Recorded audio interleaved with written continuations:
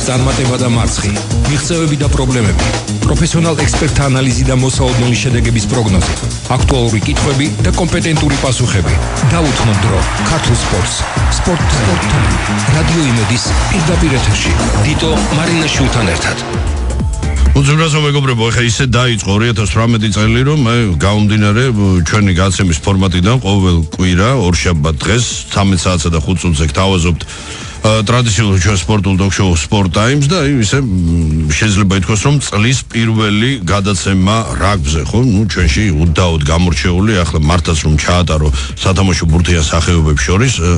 რაგბი რბილად რო ვთქვათ, რომ ერთ-ერთი ლიდერთაგანი გახლავთ, უშუალოდ კომაგის და საერთო საზოგადოების მემხედველობაში მაქვს საზოგადოების ის ნაწილი, რომელიც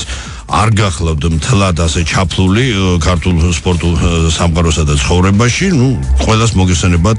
უშუალოდ რაგბის მიმართ რაოდენ კეთილ განწყობას უფევს ჩვენ საზოგადოებაში და ჩვენთვის ყველაზე მნიშვნელოვანი გახლავთ ამ მხრივ რაგბს გააჩნია მრავალმხრივი დატვირთვა გარდა სპორტულის და მასში ჩართულობა და უშუალოდ ჩვენი დღევანდელი გადაცემის სტუმარი გახლავთ ქართული სარაგბო თემის საკმაოდ ცნობილი წარმომადგენელი, მას სპორტული საზოგადოება და არა მარტო ასევე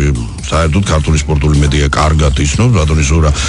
ქსოვრელი, ვისი ენთუზიაზმისა და თავდადების ხარჯზე ეს გადაუჭარბებლა და თუ რატომ ამას უშუალოდ ჩვენი გადაცემის მსვლელობისას თავად ზურას გაშეიტყობთ, ჩუღურეთში ახლახანს შეიქმნა სარაგბო კლუბი მართვე, საკმაოდ რთული პროცესი და ეს ყველაფერი ხდება ასე შიშველი ენთუზიაზმის ხარჯზე და მოლოდის გადააჭარბა უშუალოდ მოზარდების მოზღვავებამ, ანუ სურებმა უშუალოდ რაგბის თამაშის მეტად ლამაზი ყველაფერი ერთად აღებული დაუფლებით. მოკლედ წარმოგიდგენ ჩვენი დღევანდელი გადაცემის სტუმარს ზურა ქსოვრელი და მოდი დავიწყოთ ზურა, უშუალოდ ეხა თავად დიდი ხანია მოღვაწეობ თქვენ სპორტულ სამყაროში, რაგბზე ხო უკვე აღარ ვლაპარაკობ, უშუალოდ აქ მკითხველს შესაძლებლობა გარდა იმისა, რომ კიდევ უამრავ სხვა ისეთი მნიშვნელოვანი საქმის კეთების პროცესში მონაწილეობთ, რომ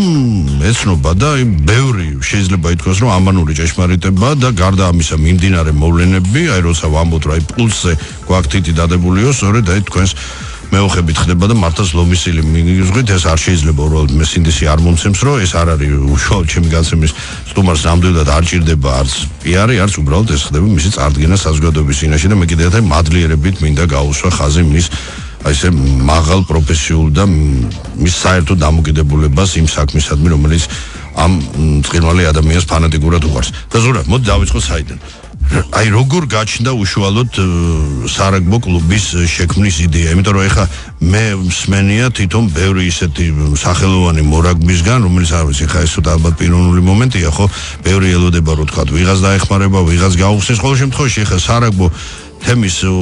მე არ მომიძიება 90% ალბათ სუმცირე ასე ოცნებობს რომ კონდეს საკუთარი სარაგბო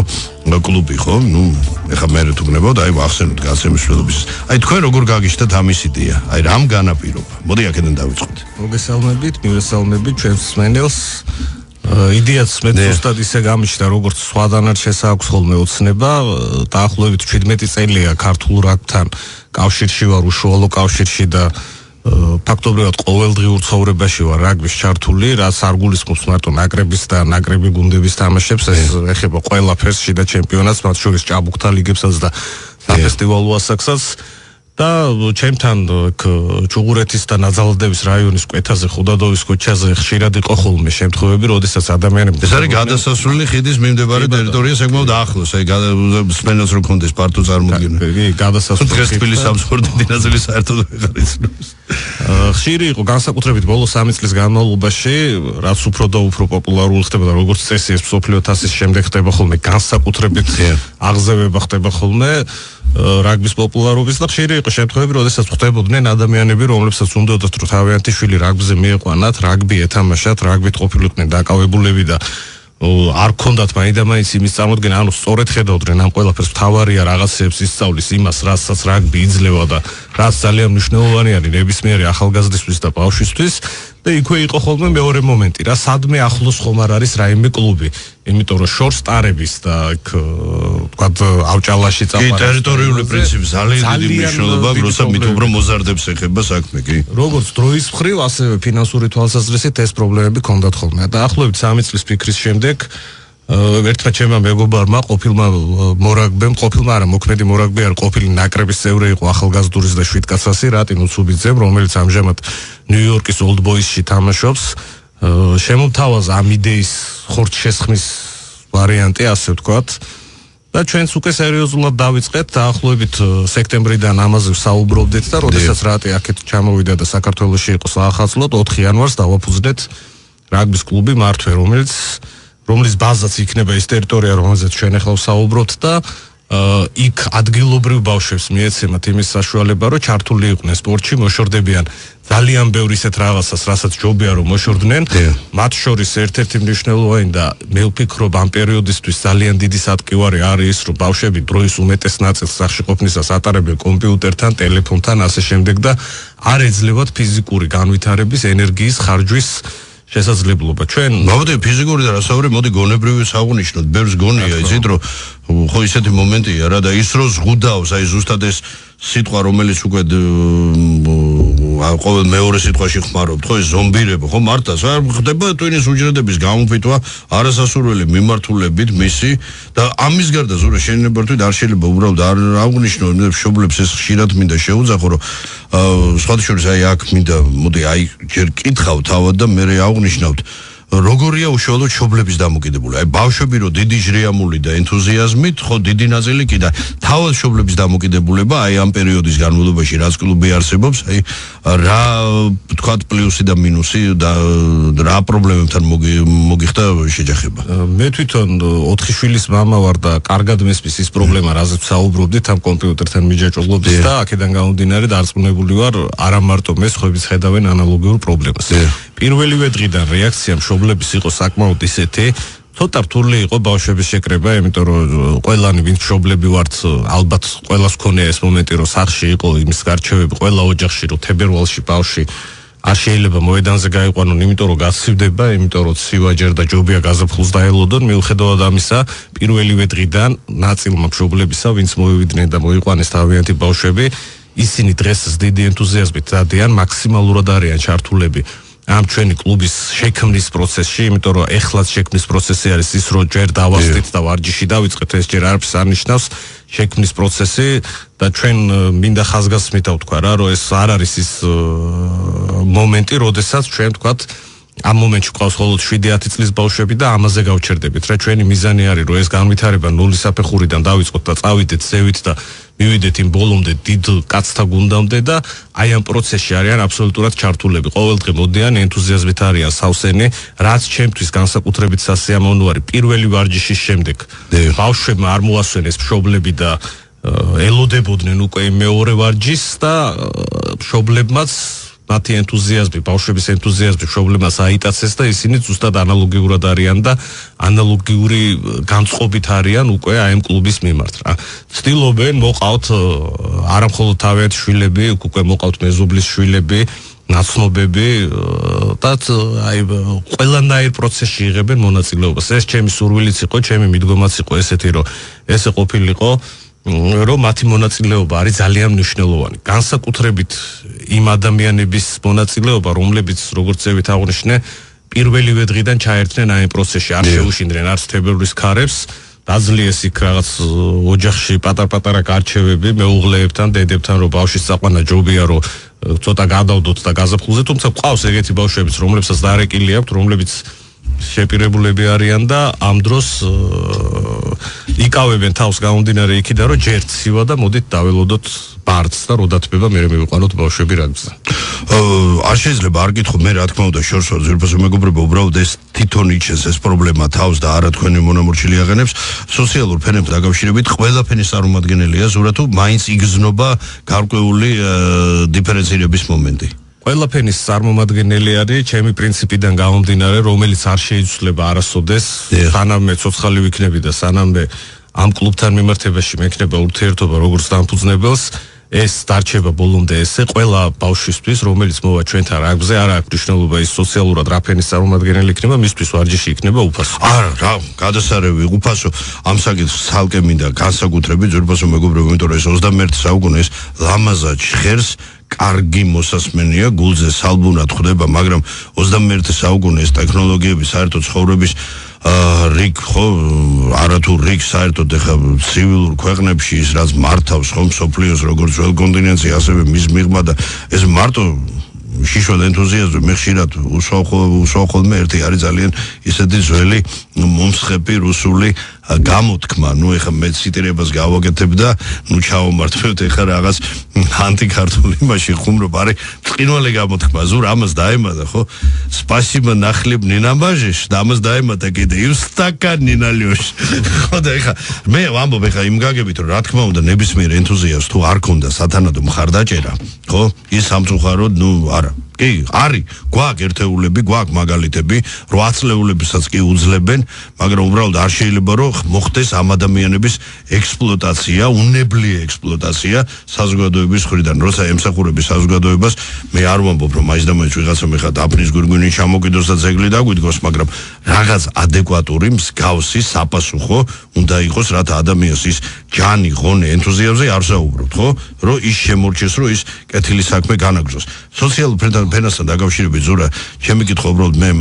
ბოდიში მოვხდი და არ დავკონკრეტდი, გულისხმობ არა მარტო ის რაც ბძანა ეს ყველაზე მნიშვნელოვანი ფაქტორი იქნა გაჟღერებული უფასო, ისი ყველაზე დიდი დეფიციტი გვაქვს დღეს ქართულ სპორტთან, საერთოდ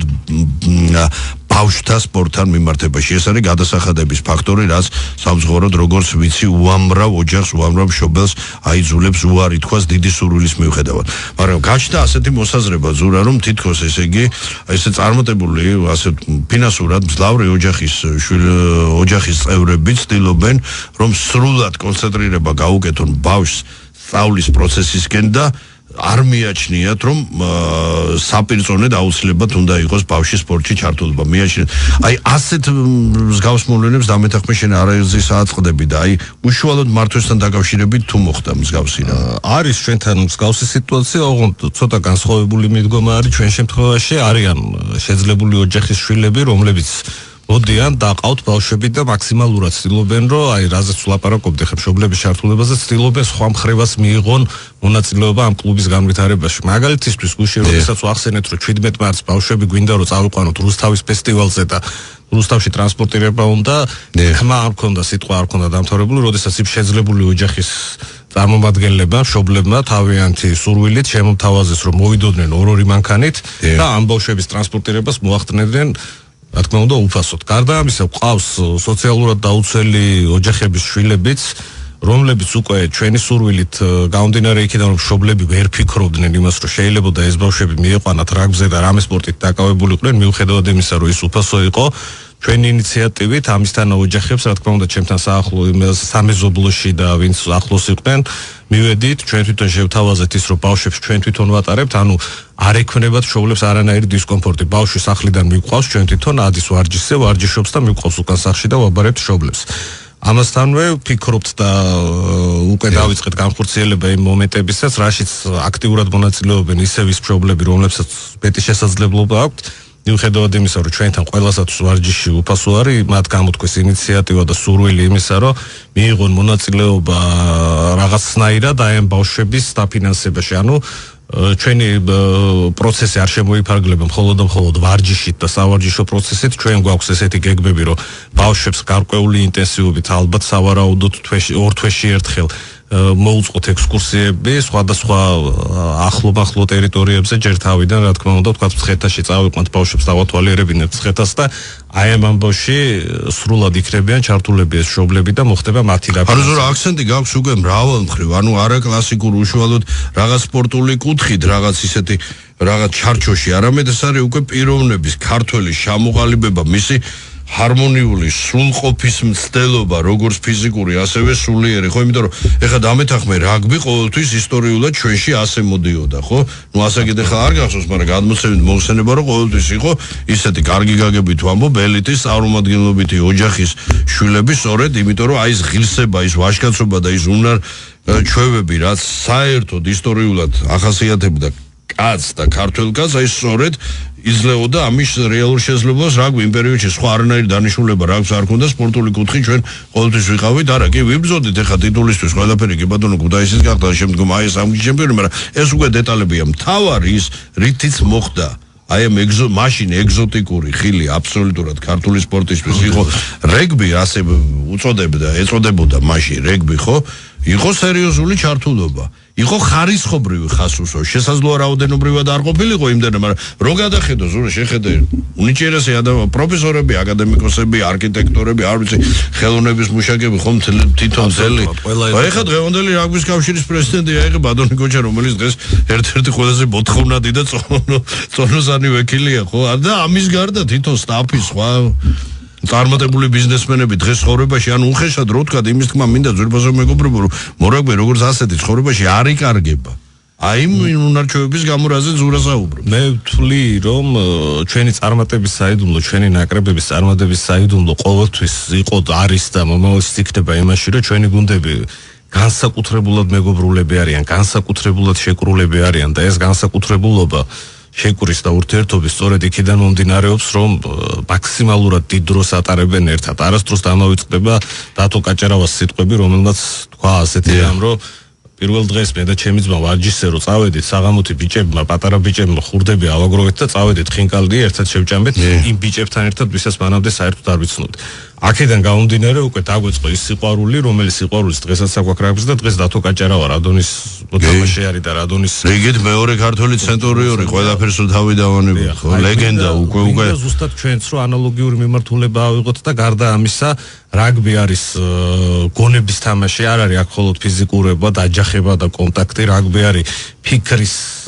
თამაში მაქსიმალურად მოკლევადებში მოკლე აი რაღაც წამის მიასედებში უნდა მიიღო გადაწყვეტილება და შეასრულო მე ის რა გადაწყვეტილებასაც მიიღებ თან რასთავარია სწორი გადაწყვეტილება ამისათვის კი აუცილებელი არის რომ გონება ბავშვობიდანვე მიეჩვიოს ვარჯიშს მიეჩვიოს მაქსიმალური ინფორმაციის მიღებას გადამუშავებას სწორი ანალიზის გაკეთებას და თვლით რომ ეს არაფერობიერება სისხარტე და წინააღმდეგობის დაძლევა მთავარი ხო ცხოვრებაში ზურა სამწუხაროდ ეხლა სულ პატარას მოკლე სარეკლამო ჭრა ძვირფასო მეგობრებო მე შეასრულებ რომ ჩვენ დღევანდელი გადაცემის სტუმარი გახლავთ აი ქართულ სარაგბო სამყაროში საკმაოდ ცნობილი პიროვნება ბატონი ზურა ქსოვრელი ვისი ენთუზიაზმითა და თავდადების ხარჯზე და ასევე ვერს და ნულს რა თქმა უნდა რადინოცუბიძეს ნუ დაუგარგავთ გარჯას აი ჩუღურეთში ახლახანს შეიქმნა სარაგბო კლუბი მართვე და აი ნამდვილი ბუმია მოზარდების ისეთი მოზღვავება აი უშუალოდ კონკრეტულად აი რას ზურამ ძანა ერთგვარ ეგრეთ წოდებულ კლიშეს მოხსნასთან დაკავშირებით რომ ბევრს აი ესე ობივაწელს რა თქმა უნდა ვის არ არის სარაგბო სამყაროში და მის წესებში შეხედული და გონია რომ რაღაც განსაკუთრებულ ტრამვებთან იქ ფიზიკური ჯანმრთელობის რა თქმა უნდა ეს არის სრული აბსურდი ამას გავაქარწყლებ ჩვენი დღევანდელი გადაცემის მეორე ნაწილში და არ შეიძლება არ აღვნიშნოთ ზურა არ კითხოთ აი გადაცემის მეორე ნაწილში თუ უშუალოდ აი შემდგომ როგორ შეიძლება ვისი დახმარება და თანადგომა გვჭირდება და ასევე როდიდან და როგორ შეიძლება უშუალოდ ბავშვის მიყვანა ეს ვერბაზო მეგობრებო გაახლოვთ თითოეული თქვენთაგანისთვის საშური აქ არ არის მარტო ალტერნატივა ქუჩას და აქ არის ჯანმრთელობა იმიტომ რომ მინდა რაღაც ელემენტარულ აქსიომას გაუსვა ხაზი რაოდენ სწავლით არ უნდა იყოს პირიქით რაც უფრო იტვირთება გონება მას ჭირდება ფიზიკური სათანადო დამეთანხმე ზურა საპირწონედ სათანადო სხვა მხრივ კი ღმერთმა დაიფაროს და ეხლა თუ ჯანმრთელი არ იქნა ახალგაზრდა ხო რაოდენ ნიჭიერიც არ უნდა იყოს შემდგომ ის ვერ შეძლებს ვერც იმ სწავლის გაგრძელებას და ვერც ცხოვრებაში რეალიზებას მოკლედ ყველაფერი ამის შესახებ ზურა ქსოვრელთან ერთად ჩვენი სარეკლამო ჭრის შემდეგ სპორტტაიმი რადიო იმედის პირდაპირ ეთერში დიტო მარინაშვილთან ერთად ვაგრძელებ ძვირფასო მეგობრებო ჩვენს გადაცემას საუბრობთ ბავშვთა რაგბზე უფრო კონკრეტულად კი ახლახანს კიდე ერთი ახლა შექმნილი სარაგბო კლუბი მართვე და მისი დამფუძნებელი ხელმძღვანელი გახლავთ ზურა ქსოვრელი და ზურა ჩვენ ბრუნდებით საკმაოდ საინტერესო მნიშვნელოვანი თემით მოდი დავიწყოთ აი ბავშვებთან მიმართებაში ჯერ გაქვთ შესაძლებლობა რომ მოხდეს ასაკის დიფერენცირება თუ არ გაქვთ ასე შემთხვევაში მოდით მინიმალური და მაქსიმალური მაინც იცით ეს არა მარტო თქვენთან საერთოდ აი ბევრი მშობელი სვავს ამ კითხვას თქვენთვისაც არაერთის დაუსვათ აი როდი არ იყოს ადრე და არ იყოს გვიან აი რა პერიოდში შეიძლება რომ ბავშვი ჩავაბად რაგბში და ასევე რა მონაცემებია საჭირო. ბევრს მიაშლია ეწეღან თავოძანეთ, მამდეთის დაამთავრო, ამაჟდამეც უნდა იყოს რაღაც ისეთი მასიური ანალოგიური პრობლემის წინაშე და ანალოგიური მიდგომის წინაშე ჩვენც ვიდექით, ეხლა როდესაც ვიწყებდით ამ კლუბის შექმნას და დაარსებას. მშობლების დიდი ნაწილი, როდესაც რეკავდა, ზუსტად მაგას იძახდა, რომ იცი რა, აი ჩემი ბავშვი დიდი არის ფიზიკურად, რაღაც უკანია, სომეხები არის და აქედან გამომდინარე რაგბს ითამაშებს. იყო მეორე მომენტებიც, როდესაც მშობლები იძახდნენ, რომ ჩემი შვილი რაგბს ვერ ითამაშებს, იმიტომ რომ მაგარი გამხდარია. რაგბს თამაშობს აბსოლუტურად ყველა. რაგბს ჭირდება როგორც მაღალი, სუკანი, ასევე გამხდარი, სწრაფი, ყველანაირი ჭირდება. რაგბი მაგითი არის უნიკალური სპორტი, რომ ყველა მონაცემის ადამიანს შეუძლია ის ითამაშოს. შესაბამისად, განსაკუთრებით, როდესაც ბავშვთა რაგბზე არის საუბარი, სადაც კონტაქტი თითქმის მინიმუმამდე არის დასული და ფაქტობრივად ორდროშობანა და დაჭერობანას თამაშს ემსგავსება, რა თქმა უნდა, რაგბის ბურთთან ერთად, ხო? აქ აბსოლუტურად ყველას შეუძლია, ყველა ფიზიკური მონაცემის ბავშვს. თავარი არის მწვრთნელები, როგორ მიხედავენ ამ ბავშვებს და როგორ შეაყვარებენ, როგორ გაართობენ. რაგბი 12 წლამდე არის გართობა. ამს გართობაში 12-მდე, მოდი ასე. 12 წლამდე, 12 და ზურა მაბდე აქვე საიდან ვიწყებთ? 6 წლიდან. 6-დან. 6 წლიდან უკვე თავისუფლად შეგვიძლია შევიყვანოთ. როდესაც ბავშვი იმ პატარა დისციპლინას ეშვება, რომელიც მისცემს მწვრთნელებს იმის საშუალებას, რომ ეს თამაშები რაღაც სისტემაში ჩაჯდეს და არ დაემსგავსოს თქვა სხვა რაღაცას, ანუ 6 წლიდან ბავშვებს უკვე შეუძლიათ თავისუფლად რომ მოვიდნენ, ითამაშონ რაგბი, გაერთონ, მიიღონ სიამოვნება და ზუსტად ამ სიამოვნების შედეგი არის, კარგად მიღებული სიამოვნების შედეგია ის, რომ მე ისინი აგზელებენ ამ სპორტში მოღვაწეობას და ეტაპობრივად და ნელ-ნელა გადადიან იმ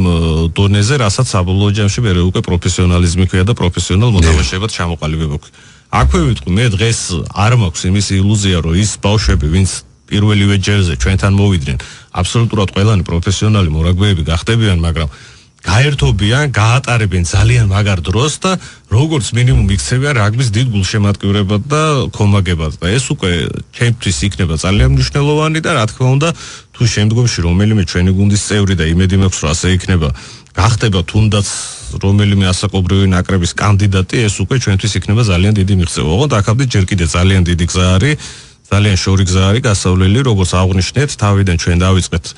და ბავშვები ყავს 7-დან, ნუ ასე დავყავით 6-დანაც შეიძლება, მაგრამ ნუ ესე ვთქვით, რომ 7-დან გამომდინარე იქიდან რომ ბავშვი უკვე სკოლაში უნდა იყოს მისული, ვთქვით, რომ 7-დან 10 წლამდე ბავშვებს ვიღებთ პირველ ეტაპზე.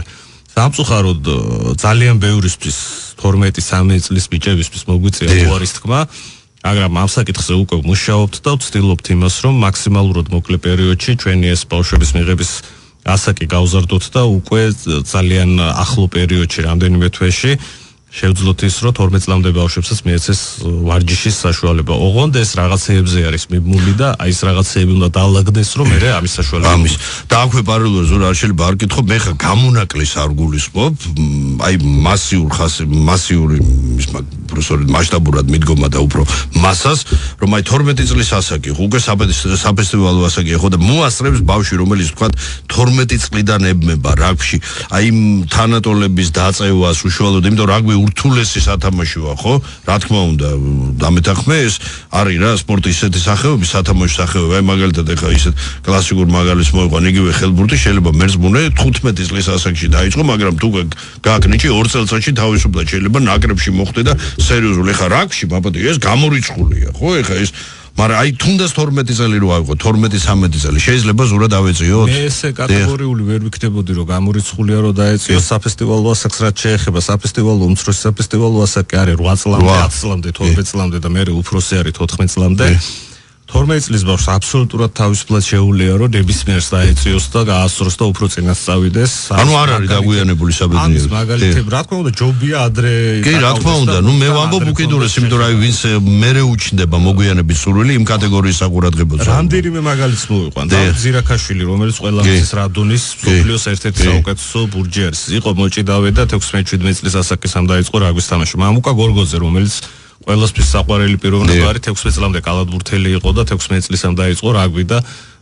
ერთ-ერთი კაშკაშა ვარსკვლავი არის მსოფლიოს სარაგბო სამყაროში. ნებისმიერი ის ბორჯღალოსანი ჩვენ რო ავიღოთ, რომლებიც უკვე ასაკში არიან და ვეტერანებად ითვლებიან, მათ რაგბის თამაში უმეტესობას დაწყებული აქვს 15 და შემდგომ პერიოდში. 15 წელზე ზევით. და აბსოლუტურად ყველამ, ვინც ახლა ნაკრების წევრი არის,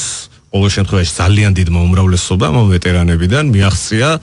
მსოფლიო დონის აღიარებას და როგორც მინიმუმ საფრანგეთში და ევროპაში მათი სახელი და გვარები ყველამ კარგად იცის რა. გამომდინარე აქედან 12 წელი აბსოლუტურად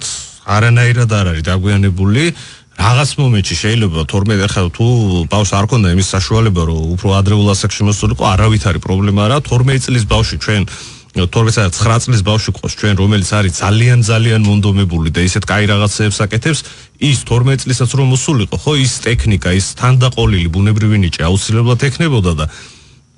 რადგან 12 წლამდე რაგბი თითქმის უკონტაქტუარი, მაქსიმალურად კარგად აითვისებდა იმ უნარებს, დარწმუნებული ვარ, რომლებსაც ახლა ცოტა უფრო ადრე აითვისებს და უფრო კარგი შედეგები ექნება ახლა, იმიტომ რომ შედარებით ადრე დაიწყო ვარჯიში. ზურა, ეხლა როგორ ვითარდება? მოდი დაუბრუნდეთ უშუალოდ მართვეს, ხო? აი ეს პირველი ნაბიჯები, პირველი უკვე რაც ბზანე ისეთი მარტაც ამაღელვებელი და ისეთი ფრეა სამომოსასმენია, რომ უკვე თვითონ მშობლებიან, ბავშვებიანად ასე გაერთიანებული ერთმუშტად ენთუზიაზმით ეს ყველაფერი ისეთი შემართები და უკვე პირველი ბავშვებს რამხელა სიხარული და ისეთი მღელვარება ელით მაცხოვრებაში პირველი ტურნირი, ხო? პირველი საფესტივალო, ნუ როგორ მზადება? სული აქვს როდის მოვა ის 17 სამში არის პირველი ფესტივალი, რომელიც სტარდება თბილისში, მაგრამ ჩვენი მწვრთნელების გადაწყვეტილებით გამომდინარე იქიდან რომ ჯერ მაინც რადგან ცივა კვირაში ორჯერ აგვაქვს ვარჯიში და ბავშვებს კარგად არ აქვთ ეს უნარები ათვისებული,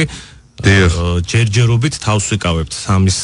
ტურნირში მონაწილეობაზე და პირველ ტურნირში, პირველ ფესტივალში სადაც ბავშვები ჩაერთვებიან, იქნება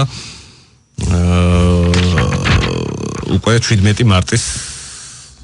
ფესტივალი, რომელიც ჩატარდება. არა, არაფერი არ დარჩა სამი კვირა, ოდნავ მეტი. საუბრობდით ჩვენ ცოტა ხნის წინ, აი რა ბავშვები შეეთ და როგორი ფიზიკური მონაცემების ბავშვები შეიძლება მივიყვანოთ რაგბში და ვათამაშოთ. აქ ვიტყვი ერთ ესეთ რეალურ ფაქტს. ჩემი შვილი 7 წლის გოგოა, მაგრამ დამყავს რაგბზე და ვარჯიშობს რაგბზე, იმიტომ რომ მე მირჩევნია რომ კომპიუტერთან ჯდომას და იქ სახში თვალების ატკიებას და მე კიდე ნერვოზულ და ფსიქოლოგიურ პრობლემებს მირჩევნია მოედანზე იყოს, ბავშვებთან ერთად გაერთოს და ითამაშოს. არ მინდა რომ ჩემი შვილი საბოლოო ჯამში მორაგბე გამოვიდეს გოგოზე, გოგოზე რა თქმა უნდა მესმის არა, მაგრამ ამ ეტაპზე იმდენად გართობა არის. სახალისოა რა ბზანე, ხო, აქ არ იხვეწება გუნთი, არ ხდება იმის ეს იმის ხაზგასასმელად ვის შეუძლია რომ მოვიდეს და არ არის აუცილებელი, მაინდა მაინც 7 წლის ბავშვი ისეთ ფიზიკური მონაცემებით იყოს გამორჩეული, რომ ამისგან გამოვა მორაგბე. ზურა, რა შეხება მსვლელებს? მსვლელები ყავს ორი ძალიან კარგი ახალგაზრდა ბიჭი, ერთი არის ლაშა მჭედლიშვილი და მეორე არის სოსო ჯაფარიძე, ორივეს აქვს რაგბი ნათამაშები, ორივეს აქვს გამოცდილება მწვრთნელობის და ნამუშევარი არიან ბავშვებთან. ისინი არიან ლიცენზირებული მწვრთნელები, რაც ძალიან მნიშვნელოვანია. სწორი მიდგომა აქვს, სწორი განათლება აქვს მიღებული თავის დროზე და სწორი ხედვა აქვს, რაც თავარია, რაც დადასტურდა იმ პირველი ვარჯიშის შემდეგ, თუნდაც და ყოველი შემდგომი ვარჯიშის შემდეგ ამის დასტურს ხედავ ბავშვების რეაქციიდან გამომდინარე. ბავშვებს არ უნდათ ხოლმე რომ ვარჯიში დამთავრდეთ და ვარჯიშის დამთავრებისთანავე იწყებენ იმაზე საუბარს, როდის მოვა შემდეგი ვარჯიშის დრო, რომ მოვიდნენ ისევ და აი ამ ბიჭებთან ერთად გაერთონ. მე ძალიან დიდი მადლობელი ვარ ამ ბიჭების, იმიტომ რომ ისინი საბურთალოდან და ვარკეთილიდან დადიან საკუთარი ხარჯებით. ჩვენი განვითარების ეტაპებზე, როდესაც საუბრობთ, ერთ-ერთი პირველი აი აუცილებლად გადასაწყვეტი ამბავი სწორედ ის არის, რომ აი ამ ადამიანებს, აი ამ ორ ძალიან ღირსეულ ადამიანს, ლაშას და სოსოს მივცეთ ის მინიმალური ხელფასი, რომელიც გარანტი იქნება იმისი, რომ ამ ხალხს ჯიბეში, საკუთარი ჯიბიდან არ მოუწევთ გზის ფულის გადახტარა. არ გვაქვს ჩვენ საუბარი იმაზე, რომ რაღაც ხო, ეხა ამით მაბადიებ ხო ვერაშენდები და ეს როდესაც უკვე შესაძლებელი გახდება და როდესაც ჩვენ ამათ უკვე გზის ხარჯის დაფინანსებას მოვახერხებთ და შევძლებთ, მე აუცილებლად ნალაპარაკი ვარ უკვე ამ ბიჭებთან, დავიწყებთ ასაკის გაზრდაზე უკვე ფიქსს და იმ 12 წლამდე ბავშვებსაც მივიღებთ. ამ შემთხვევაში უკვე ორჯერ მოუწევთ ხოლმე, ანუ 12 წლის ბავშვს და 7 წლის ბავშვს ერთად ვერ ვავარჯიშებთ და რა თქმა უნდა და ცალ-ცალკე იქნება, ანუ მათი დატვირთვა, ასე ვთქვათ, გაიზრდება და უფრო ხშირად მოუწევთ ხოლმე იქ გამოსვლა და ვარჯიშების ჩატარება და ამისათვის არის აუცილებელი, რომ ამ ხალხს ის მინიმალური ანაზღაურება მივცეთ, რასაც ისინი ბევრად უმეტს იმსახურებენ. ბუნებრივია ეს არის ყველა კანონის ცხოვრების დაწერილი და დაუწერელი კანონის დაცვა და სხვა მხრივ კი წეგან კიდევ ერთხელ ვახსენე სიტყვა ექსპლუატაცია და ნამდვილად უადგილოდ არ მიხსენებია. ზურა, კვირაში რამდენი ვარჯიშით ვიფარგლებ? ამ ეტაპზე სანამ თებერვალი იყო და სანამ ჯერ კიდევ მაინც სიცივე იყო და ისეთი პერიოდი იყო, გადავწყვიტეთ რომ კვირაში 2 ვარჯიში ჩაგვეტარებინა საწყის ეტაპზე 3 მარტის ფესტივალზე სწორედ ამიტომ არ გავდივართ რომ მანამდე დაახლოებით 8 ვარჯიში ესწრება და ბავშვები არ იქნებოდნენ მზად იმისთვის რომ ფესტივალზე გასულიყვნენ და ეთამაშათ. უკვე მარტიდან გუშინ მქონდა ვარჯიშის შემდეგ ამასთან დაკავშირებით საუბარი მწვრთნელებთან. უკვე მარტის ალბათ შემდგომი კვირიდან დავიწყებთ კვირაში 3-ჯერად ვარჯიშებზე გადავალთ და ბავშვებს ექნებათ. ბავშვებს ძალიან გაუხარდათ ეს ინფორმაცია, მათაც მოისმინეს რომ კვირაში 3-ჯერად ვარჯიშებზე გადავიდოდით და ბუნებრივია. მათთვის უკვე ესეთი პრინციპია, რაც მეტი მით უკეთესი. და ისე ზურა შენი აზრით მაქსიმალური სადამდე თუ შეგვიძლია კვირაში 4-5 არ ვთვლი რომ ამ პერიოდში და ამ ასაკში არ უნდა მოხდეს ბავშვების ზედმეტად გადადოდება და კვირაში 3-ჯერ ვარჯიში, რასაც მერე დაეწყო. ცოტა მერე მოყირჭების მომენტი რო არ წარმოვიდეს, ხო, უკვე რა მონოტონური ხასიათი რო არ კვირაში 3 ნორმალური არის. ინგლისური კლუბები, მათ შორის ჩემპიონთა თასის არასენსი ვარჯიშობს კვირაში 3-ჯერ. ამით ყველაფერია თქმული ხო? ოღონდ ცოტა განსხვავებული სისტემაა. ისინი 1 საათით არ იკრიბებიან და 2 საათით ვარჯიშზე, ისინი დილიდან მიდიან და საღამომდე არიან კლუბის ბაზაზე და ჩვეულებრივ სამსახური აქვთ. ოღონდ დღე გამოშვებით კვირაში. ჩვენ ეხლა ღმერთო რომელ თაობას მოუწევს რომ ამას მოვესწროთ, ხო? რომელ თაობას მოუწევს ეს ამ მეტად მნიშვნელოვანი და სერიოზული პრობლემების წინაშე ვდგავართ. ზურა არ შეიძლება არ დაუბრუნდოთ ეხლა არსებულ ვითარებას, ხო? აი ბრძანე რომ კლუბის განვითარების სხვადასხვა ეტაპები. მოდი დავიწყოთ აი ამ ეტაპზე რა სირთულეებია, აი ესე ხაერივით. ყველა პრობლემა მნიშვნელოვანი არ არსებობს უმნიშვნელო პრობლემა, მაგრამ მაინც თუ დიფერენცირებას გავაკეთებთ, აი ამ ეტაპზე უპირატესად აი რისი გადაჭრა გვიხდება და სურს. მე და რატის ეჭვი არ გვეპარებოდა, როდესაც ამ საქმეს ვიწყებდით, რომ პირველი 2 წელი განსაკუთრებით რთული და სირთულეებთან იქნებოდა დაკავშირებული. ნომერი პირველი პრობლემა, რომელიც აუცილებლად გადასაჭრელი არის რაც წეგან ვახსენე, რომ მწვრთნელებს ის მინიმალური ანაზღაურება და გზის ფულის საშუალება ჰქონდეთ და მეორე პრობლემა, რომელიც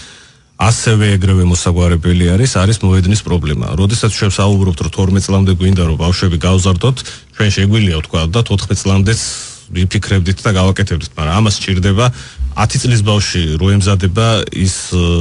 მოედანის ზომები 10 წლის ბავშვთვის საკმარისია, მაგრამ 12 და 14 წლის ბავშვს უკვე სხვა ზომის მოედანი ჭირდება იმისათვის, რომ 14 წლის ბავშვმა სრულად შეძლოს და აითვისოს მოედნის აღქმის უნარი თავიდანვე ჩამოუყალიბდეს, ამისთვის საჭირო არის სტანდარტული ზომის მოედანი. ჩვენ ახლა ვართ ზუსტად ამ მოედნის ძიების პროცესში, ვცდილობთ რომ ისევ ჩვენს უბანში და ჩვენს ტერიტორიაში შევძლოთ რომელიმე ტერიტორიის მოძიება. იმიტომ რომ ეს ბავშვების ბუმი, რაც აღნიშნე, კიდევ ერთხელ მინდა გაუსვა ხაზი, შეიძლება ვთქვით რომ უშუალოდ ძალიან ბევრია დამოკიდებული უკვე თვითონ იმ გეოგრაფიულ სივრცეზე, სადაც უხდებათ. ხო, ეხლა სხვაგან გადაბარგების შემთხვევაში, დიდი ნაწილი მოდი პირდაპირ თქვა დაიგარგება. აქ იმაზე კი არ არის, ზურბასო მეგობრებო, ისე კი არ გამიგოთ, რომ ეხლა მაინც და მეც ეხლა ზურას კლუბზე. არა, ბატონო, არა, ბავშვებზე ვსაუბრობთ, ხო, ეხლა კლუბი ვისი იქნება და რა სახელი ერქმება, ეს არის მე ასე ხარისხოვანი იმ გაგებით, რომ საუბრობთ ელემენტარულად იმ თაობაზე, რომელმაც ერი უნდა შემდგომ განავრცოს, შეინარჩუნოს და იბრძოლოს, ხო? რა თქმა უნდა, 30-დან 50 ბავშვამდე ივარჯიშებს ჩვენთან და მიიღებს იმ სარაგბო გამოცდილებას და ჯანმრთელობას და ბევრ სხვა დანარჩენ საინტერესოს, რაზეც ცოტა ხნის წინ ვისაუბრე, ისე გაკვირით რომ იქნება ექსკურსიები და ასე შემდეგ. და ამისათვის ანუ საგანმანათლებლო კუთხით უთმობ ძალიან დიდ დროს, რა თქმა უნდა. ეს ჩემთვის ერთ-ერთი პრიორიტეტი არის, იმიტომ რომ ჩემთვის არ არის თავარი გადამწყვეტი ის, რომ ბავშვი მოედანზე მაინდამეტი ისეთი ძლიერი მორაგბე იყოს. ამ ეტაპზე ჩემთვის მნიშვნელოვანი და გადაწყვეტი არის ის, რომ რაც შეიძლება მეტი ინფორმაცია მიიღონ რაგბთან ერთად და რაც შეიძლება უფრო განათლებულები იყვნენ და ინტერესში ჩავარდნენ და შეისწავლონ ის ელემენტარული საქართველოს ისტორია იქნება, კულტურა იქნება თუ ასე შემდეგ, რამაც ჩვენ დღევანდელობამდე მოგვიყვანა და რაგბიც მე ვფიქრობ, რომ ჩვენი ქვეყნის განვლილი ისტორიის გაგრძელება და ნაწილი არის ის, რომ ჩვენ ყოველთვის ვიყავით მებრძოლიერი და ყოველთვის ვიყავით აი ესეთ სიტუაციებში თავდაცვით ომებში ძირითადად ჩართული, იმის გაგრძელება არის ახლაც, რომ ჩვენ რაგბს სხვებზე უკეთესად ვთამაშობთ. კი, და ყოველ შემთხვევაში ის ყბადაღებული, როცა უკვე თელმა მსოფლიო მაღიარო პლანეტაზე ყავს პრაქტიკულად უძლიერესი შერკინება და თავად ეხა ინგლისელების დაინტერესდნენ მიგვიპატიჟეს ხო როგორია ეხა ომების